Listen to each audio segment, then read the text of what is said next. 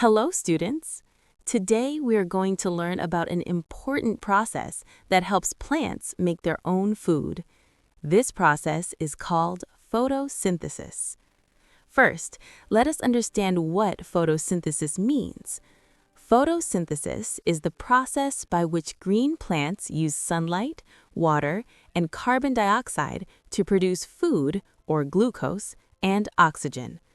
This process mainly takes place in the leaves of plants.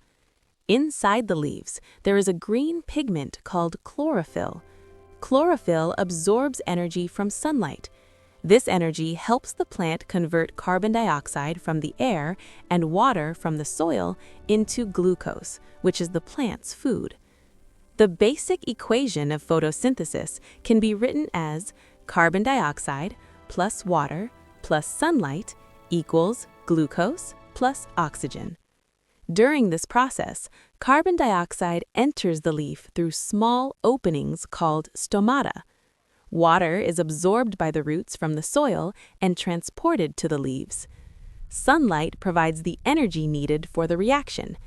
As a result, plants produce glucose, which they use for growth and energy. They also release oxygen into the atmosphere, which is essential for humans and animals to breathe. Photosynthesis is very important because it provides food for plants and other living organisms. It releases oxygen into the air. It helps maintain the balance of oxygen and carbon dioxide in the atmosphere.